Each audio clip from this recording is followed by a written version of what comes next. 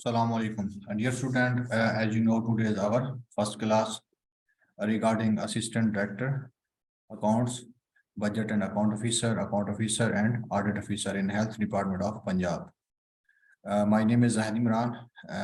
आज हम डिस्कस करेंगे कि अकाउंटिंग, फाइनेंस, ऑडिट और बजट से रिलेटेड जो पीपीएससी में प्रीवियस ईयर्स के अंदर पेपर्स हो चुके हैं, तो उनकी नेचर क्या है, किस तरह के क्वेश्चन लिए जाते हैं, वो हमें देखना है।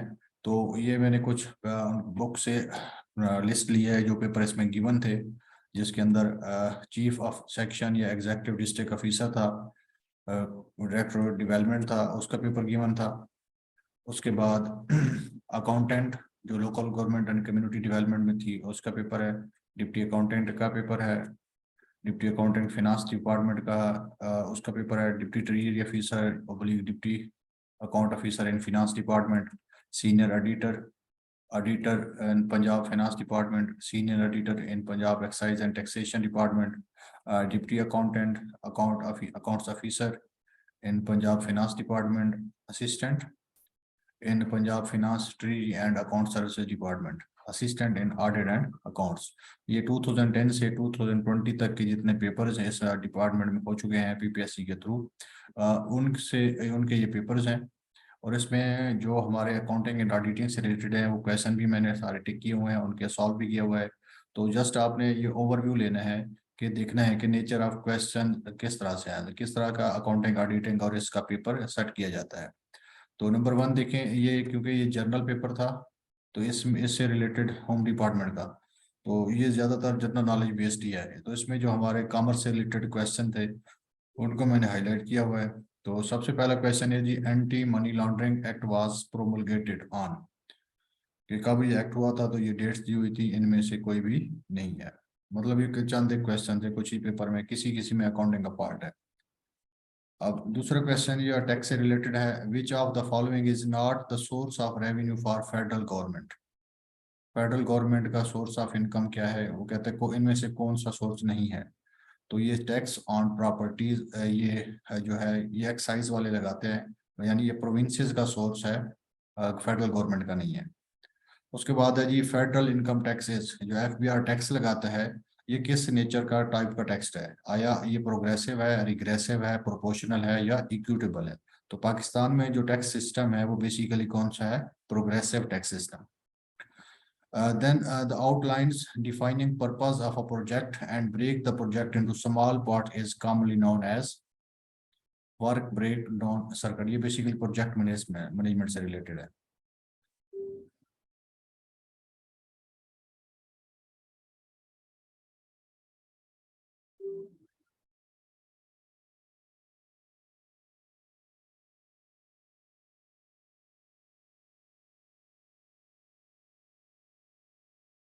Which of the following analysis includes benefits, cost ratio, internal rate of return, net present value, etc। तो इसके अंदर क्या आता है, ये फिनेंशियल एनालिसिस कहलाता है, जिसके अंदर हम रेशियो एनालिसिस भी करते हैं, इंटरनल रेट ऑफ रिटर्न या net present value, right.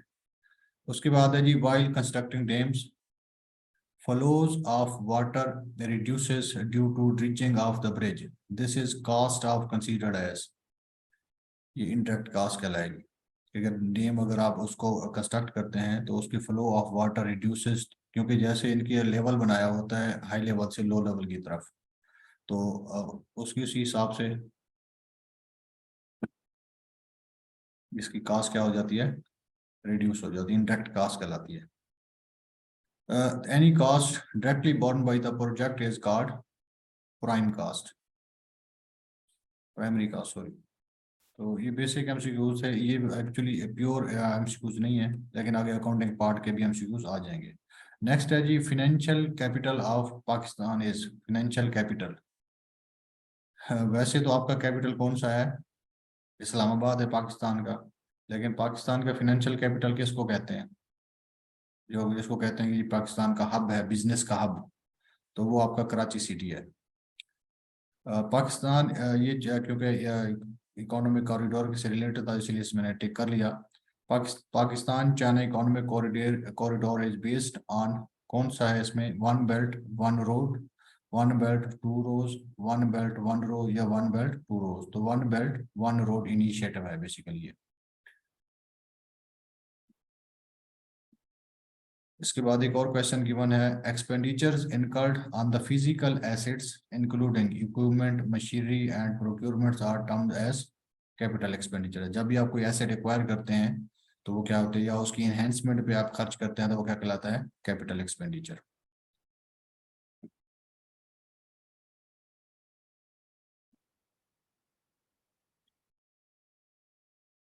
Next आपके पास क्वेश्चन है कि point where the return on two projects become same is called as internal rate of return. क्योंकि इंटरनल IRR क्या कहता है बेसिकली, आपके जो प्रेजेंट वैल्यू है और जो इनिशियल कास्ट है उसको इक्वेट कर देता है। तो जिस प्रोजेक्ट के अंदर ये रिटर्न और कास्ट इक्वल हो जाती है तो उसको वो रेट क्या कहलाता है, internal rate of return.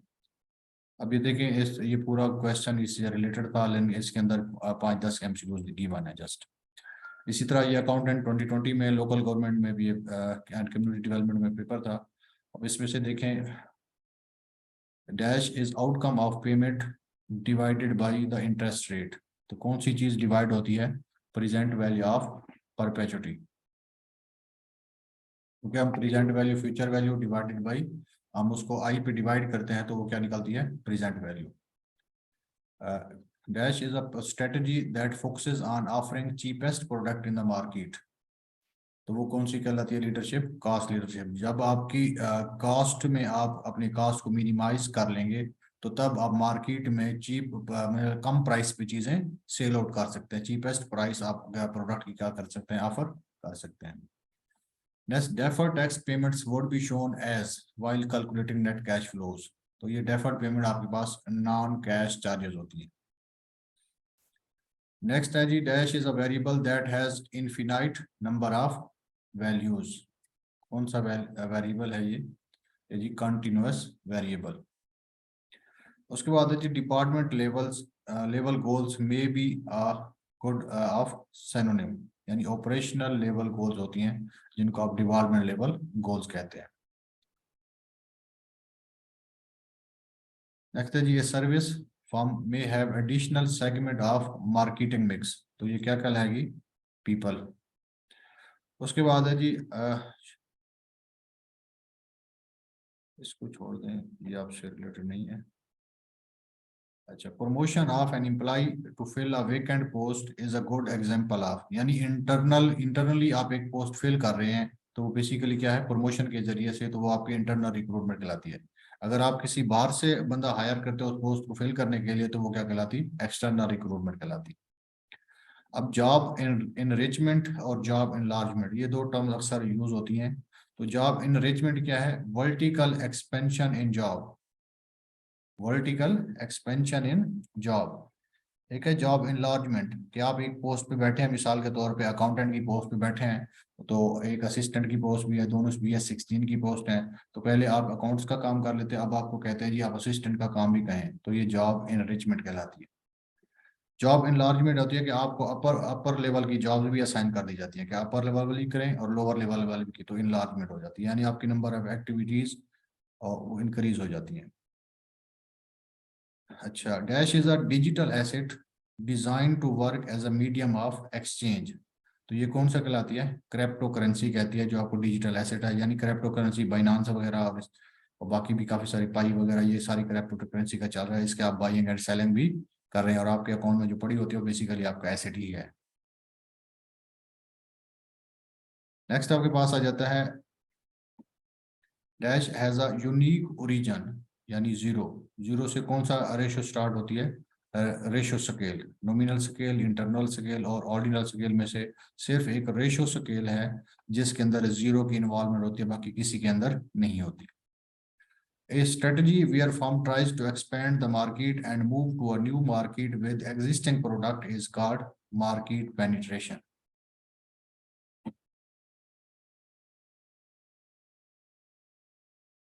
Market penetration का मतलब ये होता है कि आपके पास एग्जिस्टिंग प्रोडक्ट्स हैं, एग्जिस्टिंग सर्विसेज हैं, आप पहले किसी एक मार्केट में सर्व कर रहे हैं, अब आप उन्हीं प्रोडक्ट के साथ कोई और प्रोडक्ट ऐड नहीं करते बल्कि उन्हीं प्रोडक्ट के साथ मार्केट को एक्सपेंड करते हैं कि एक मार्केट से आप नेक्स्ट मार्केट में भी अपनी मार्केटिंग स्टार्ट करते हैं अपने प्रोडक्ट्स की, तो वो मार्केट पेनिट्रेशन कहलाती है।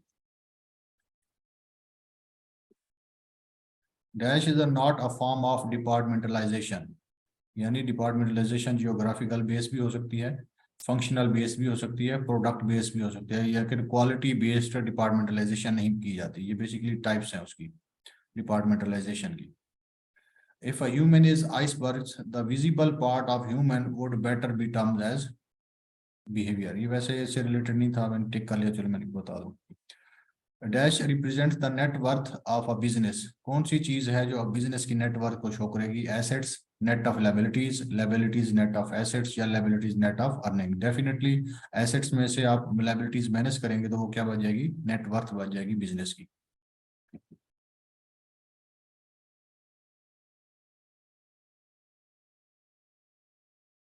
Gathering information from advertising campaigns and sales people could be better named as commercial source of information gathering। यानी आप सर्वे करवा रहे हैं तो उसके लिए आप लोगों को पे करते हैं, लोग जाके डाटा कलेक्ट करते हैं, तो उससे क्या कहलाएगा? Commercial source of information gathering. क्योंकि एडवर्टाइजिंग हमेशा पेड फॉर्म में होती है, अगर सेल्स पीपल को असाइन करते हैं वो भी इसका एडिशनल चार्ज करते हैं।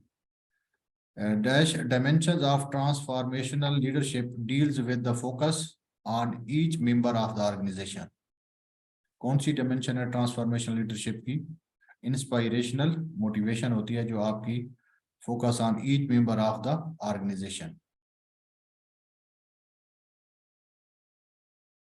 नेक्स्ट है dash focuses on the future needs of both organisational and employee needs. तो ये कौन सा डिपार्टमेंट होता है? ट्रेनिंग एंड डेवलपमेंट डिपार्टमेंट, क्योंकि उसने एम्प्लॉयज को ट्रेन भी करना है, डेवलप भी करना है, और उसकी नीड्स के मुताबिक आपने फ्यूचर में जितने भी लोग चाहिए होते हैं इन एडवांस उनको रेडी करके उनको प्रमोट कर दिया जाता है या पोस्ट कर दिया जाता है। The working capital reach to zero when the current ratio is 1, क्योंकि इसकी रेशियो क्या है? Current asset over current liabilities. अब वर्किंग कैपिटल क्या होता है? करंट एसेट्स में से आप करंट लायबिलिटीज माइनस कर देते हैं तो वो क्या बन जाता है? Working capital. तो जब रेशियो 1/1 होगी तो ये क्या हो जाएगा? 0 हो जाएगी। Accounting principles are generally based on, किस मकसद के लिए बनाए जाते हैं? यानी ये डेवलप कैसे होता है? प्रैक्टिस एबिलिटी के ऊपर, थ्योरेटिकल नहीं है, प्रैक्टिकल बेस के ऊपर ये प्रिंसिपल बनाया जाता है। जनरली एक्सेप्टेड अकाउंटिंग प्रिंसिपल, इन्हीं को फॉलो करते हुए सारे पूरे दुनिया के अंदर जो अकाउंट्स के बनाए जाते हैं, फॉर्मेट बनाए जाते हैं, ये प्रैक्टिस की जाती हैं। जर्नल लेजर, ट्रायल बैलेंस और financial statements, ratio analysis, trend analysis का पीर एनालिसिस, जो भी किया जाता है ये सारे इन्हीं प्रिंसिपल्स के मुताबिक बनाए जाते हैं। उसके बाद है जी real accounts are related to assets. जैसे आपको पता है कि ब्रिटिश अप्रोच के अंदर अकाउंटिंग को 3 अकाउंट्स में डिवाइड किया जाता है। एक आपके पास रियल अकाउंट्स हैं, एक आपके पास नॉमिनल अकाउंट्स हैं, एक आपके पास पर्सनल अकाउंट्स हैं। तो जो रियल अकाउंट्स हैं वो आपके एसेट्स होता है जो ईयर टू ईयर आपके मूव करते हैं, यानी एसेट से रिलेटेड जितने भी होंगे वो रियल अकाउंट्स कहलाते हैं। नॉमिनल होते हैं इनकम और रेवेन्यू से रिलेटेड, जो हर साल मतलब साल के स्टार्ट से स्टार्ट होते हैं और साल के एंड पे इनका बैलेंस क्या हो जाता है? 0। यानी ऑल इनकम्स और रेवेन्यू के जो अकाउंट्स होते हैं वो सारे नॉमिनल अकाउंट्स होते हैं। और इसके बाद कंपनीज के अपने या किसी पर्सन के जो नाम से अकाउंट होते हैं वो पर्सनल अकाउंट्स कहलाते हैं, और वो मोस्टली आपके रिसीवेबल भी हो सकते हैं और लायबिलिटीज भी हो सकती हैं। उसके बाद है जी quick assets includes which of the following. Quick asset के अंदर कैश है, अकाउंट रिसीवेबल है, बोथ ए एंड बी है, मार्केटेबल सिक्योरिटीज है। ये बेसिकली ये जो मार्किंग की हुई है ये आंसर दिए होते हैं उसी के मुताबिक है। तो अब आप देखें क्विक एसेट्स के अंदर कैश इंक्लूड होता है। अब उसके बाद मार्केटेबल सिक्योरिटीज भी आ जाती है, इसने नहीं लिखा हुआ। जो दूसरे होते हैं इसमें से करंट एसेट से आप वो माइनस कर देते हैं इन्वेंट्री को, तो वो आपके पास क्या बन जाती है? क्विक एसेट्स बेसिकली प्योरली जो कैश बेस्ड एसेट होते हैं वो होते हैं। अब इसमें इनके अंदर इसमें मेंशन नहीं किया हुआ, हालांकि कैश भी क्विक एसेट्स में आता है। आपके पास जो कैश एट बैंक है, जो मार्केटेबल सिक्योरिटीज है, ये सारी क्विक्स में आती है। अकाउंट रिसीवेबल भी इसमें शामिल हो जाता है। उसके बाद है जी डेप्रिसिएशन एक्सपेंसेस, कैश इनफ्लो है, कैश आउटफ्लो है, या एडेड टू द अकोमोलेटेड, या ignore when proper cash flow statements. अब कैश डेप्रिसिएशन एक्सपेंस ना इनफ्लो है ना ही आउटफ्लो है, बल्कि का क्या जाता है अकोमोलेटेड डेप्रिसिएशन में इसको क्या कर लिया जाता है? ऐड कर लिया जाता है। और जब हम कैश फ्लो बनाते हैं तो इसको इग्नोर नहीं करते, बल्कि हम क्या करते हैं, नेट प्रॉफिट के अंदर ऐड नॉन कैश एक्सपेंस के तौर पर इसको क्या कहते हैं, ऐड करते हैं। उसके बाद है जी double entry book keeping was fathered by, यानी इस डबल एंट्री बुक कीपिंग का जो फाउंडर है वो कौन है या फादर है कौन है, और ये मोस्टली अकाउंटेंट्स, लेक्चरर्स या सब्जेक्ट स्पेशलिस्ट कॉमर्स के पेपर में पूछा जाता है, मोस्ट फ्रीक्वेंटली क्वेश्चन आता है ये। तो ये कौन सा बंदा है, locus Pacioli. Partners in Pakistan can today be fixed at the following numbers. Pakistan के अंदर जो मतलब इसके अंदर एक्ट के मुताबिक जो एक्ट नंबर ऑफ पार्टनर्स हैं, अगर इन केस ऑफ बैंकिंग होगा तो मैक्सिमम 10 पार्टनर्स होंगे।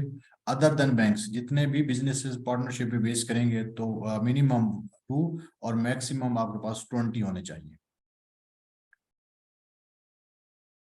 Cash budget exclude the following, definitely non cash item इसमें नहीं आएंगे।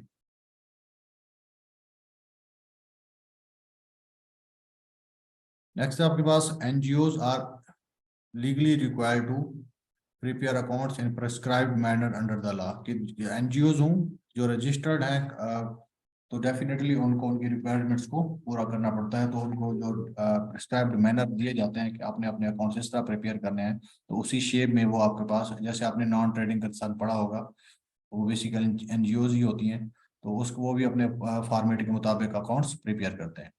सो conversion cost is labour cost plus overhead cost is called conversion cost. Direct material plus direct labour is called prime cost. Next है जी आपके पास processing cast. तो इसमें कौन सी है कि एग्जांपल पूछ रहे हैं कि सीमेंट इंडस्ट्री है, job order cost oriented projects हैं, बैंकिंग इंडस्ट्री है, या नन ऑफ देम है। तो जो मुसलसल कंटिन्यूअस प्रोडक्शन करती रहे किसी ऑर्डर को सामोद्देनजर या कस्टमर की रिक्वायरमेंट के मद्देनजर रखते हुए रखे बगैर, तो वो क्या कहलाती है, प्रोसेस कास्टिंग। चाहे वो सीमेंट इंडस्ट्री है, चाहे वो फ्लोर मिल्स हैं, चाहे आपकी शुगर इंडस्ट्री है, जो रात दिन प्रोडक्शन कर रही हैं, वो सारी की सारी क्या कहलाती हैं, प्रोसेसिंग कहलाती है, तो वो प्रोसेसिंग कास्ट होती है। उसके बाद partnership Pakistan under the current law can have the following, ये दोबारा आया हुआ है, 20 इसके पार्टनर्स हैं। उसके बाद ये क्वेश्चन है, combination can be rest best described as a restructuring of a capital, reduction of a capital of a company, amalgamation of two different types of business। combination basically किसको कहते हैं कि दो कंपनियां मिलकर जब एक बनाती है तो वो क्या कहलाते हैं, combination कहलाती है। उसके बाद है sources of funds can be increased by, decrease है डिस्क्राइबिंग सेलिंग प्राइस, सिर्फ प्राइस बता देने से क्या फंड इंक्रीज होगा, नहीं होगा। एक्सपेंडिचर इंक्रीज करने से फंड नहीं होगा। बाई ऑप्टिंग एफिशिएंट प्रोसेसेस, अगर प्रोसेस एफिशिएंट होता है तो उससे भी फंड जनरेट नहीं होते, तो इसलिए क्या दिया हुआ है, none of above. Books of original entry are called, ये जर्नल का दूसरा नाम है बुक्स ऑफ ओरिजिनल एंट्री।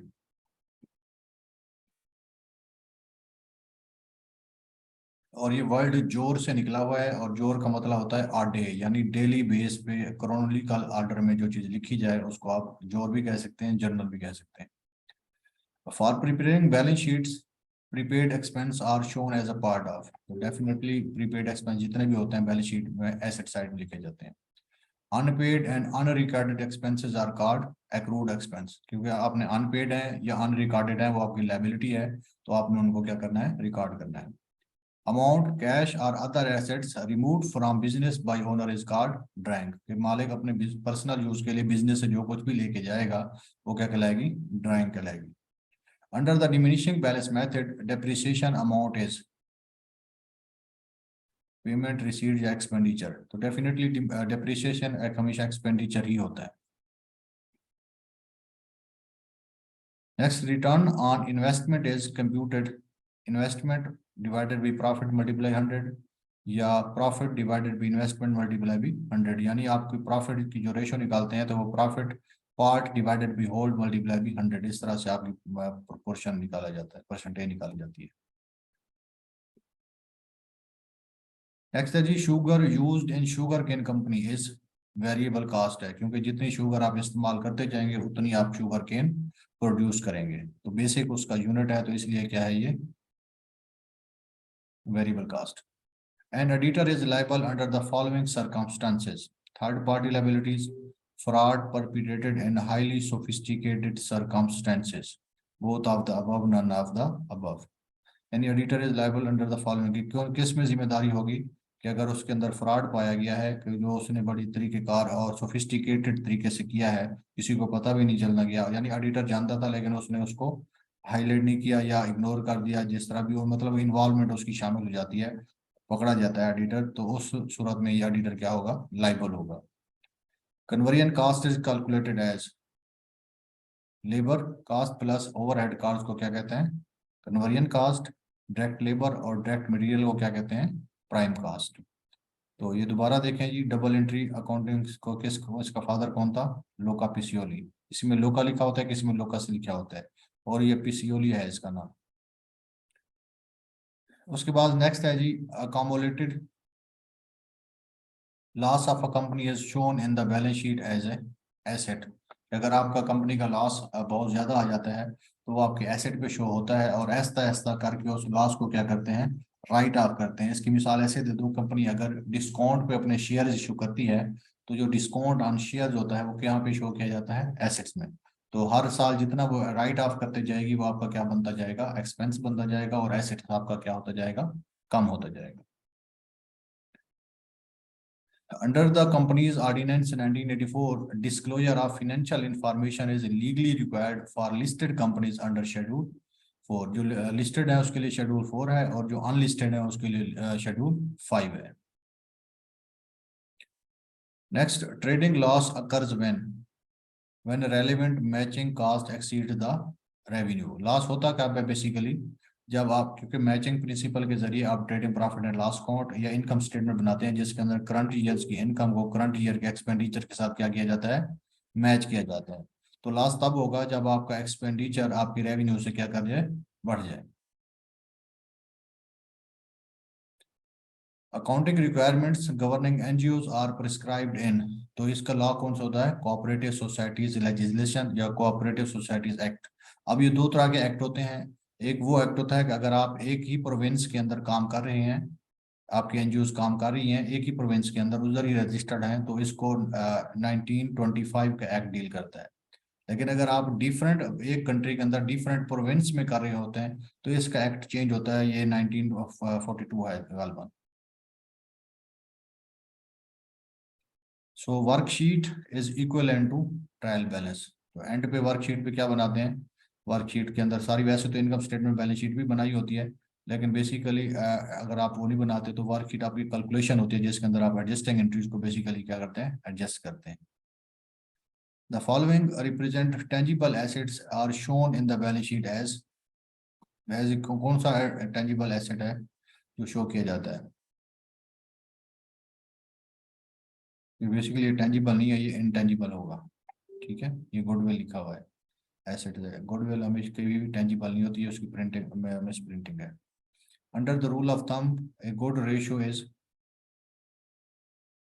कौन सी रेशियो अच्छी होती है, 2/1 की। यानी अगर आपके पास 1 रुपए की लाइबिलिटी पे करने के लिए 2 रुपीज क्या है अवेलेबल है, तो ये आपके पास क्या कहलाती है, करंट रेशियो की, या अच्छी है। कंपनी अपनी ऑपरेटिंग फंड भी है इसके पास, और अपनी लाइबिलिटीज पे करने की सलाहियत भी है।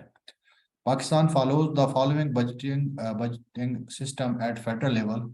तो पाकिस्तान का जो बजट बनता है वो किस नेचर का होता है, जीरो बेस्ड होता है, प्रोग्राम बेस्ड होता है, या इंक्रीमेंटल डिक्रीमेंटल बजटिंग होता है, या रिस्पॉन्सिबिलिटी। क्योंकि ये इंक्रीमेंटल और डिक्रीमेंटल बजटिंग होती है गवर्नमेंट की रिक्वायरमेंट के मुताबिक, कभी बजट बढ़ा देते हैं तो कभी बजट कम करते हैं डिफरेंट सेक्टर्स का, और इन टोटल भी, तो इसलिए इंक्रीमेंटल या डिक्रीमेंटल बजटिंग होती है। PSX is a company.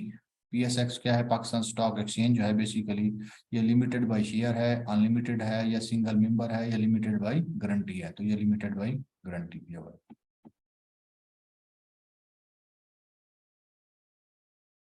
Dash is a better synonym for an average. अगर हम एवरेज की बात करें तो सबसे ज्यादा कौन सी एवरेज मतलब आम है, अरिथमेटिकल मीन, जो कॉमनली यूज किया जाता है। Setting goals and devising strategies to achieve them denotes which of the management function। तो ये किस फंक्शन में होता है, प्लानिंग में, जिसके अंदर गोल्स को डिसाइड किया जाता है और इसके लिए स्ट्रेटजीज को डिवाइस किया जाता है। So marketing is a outside in the activity, inside of the activity. तो ये marketing both inside and outside activities की जाती है। Classroom, lecture, seminar and workshops are examples of on job या ऑफ जॉब। ये ऑफ जॉब ट्रेनिंग होती है। On job होती हैं जो आपको प्रैक्टिकली काम करवा के आपसे आपको लर्न करवाया जाए, सिखाया जाए, वो ऑन जॉब कहलाती हैं। जब आप क्लासेस, सेमिनार, वर्कशॉप कहलाते हैं जहां आप चेयर पे बैठ के जस्ट लेक्चर सुनने होते हैं, तो वो आपकी ऑफ जॉब ट्रेनिंग कहलाती है। Selling is different from marketing. किस हिसाब से? Selling is outside in the activity, कि जहाँ पे ये एक्टिविटी हो रही होती है वहां पे सेलिंग नहीं हो रही होती, तो इससे आउट हो जाती है। उसके बाद है जी, हर वर्ग motivation two factor theory covers factors named as. कौन कौन से फैक्टर हैं इसके अंदर? Hygiene and motivational factors. Motivator या मोटिवेशनल फैक्टर्स, ये दो फैक्टर उसके अंदर मेन है। The ownership of central bank of a country में बिलोंग टू। तो किसी भी मुल्क का जो सेंट्रल बैंक होगा उसकी ओनरशिप किसके पास होती है? गवर्नमेंट के पास होती है हमेशा। जैसे स्टेट बैंक ऑफ पाकिस्तान है तो इसका ओनरशिप किसके पास है? गवर्नमेंट ऑफ पाकिस्तान के पास। Dash related to personality factors deal which one's ability to manage emotions। तो ये इमोशनल इंटेलिजेंस है, ये अकाउंट्स का नहीं है, लेकिन इसको बस वो टिक हो गया तो ये भी आप देख लें। Dash is a form of partnership where a partner is liable for amount of capital invested in business। अगर आपने पार्टनरशिप के बिजनेस में इन्वेस्ट किया और एग्री किया कि आपकी जिम्मेदारी जस्ट उतनी है जितनी आप इन्वेस्ट करेंगे, तो वो आपकी लिमिटेड पार्टनरशिप रहेगी। लेकिन वैसे जनरली जो होता है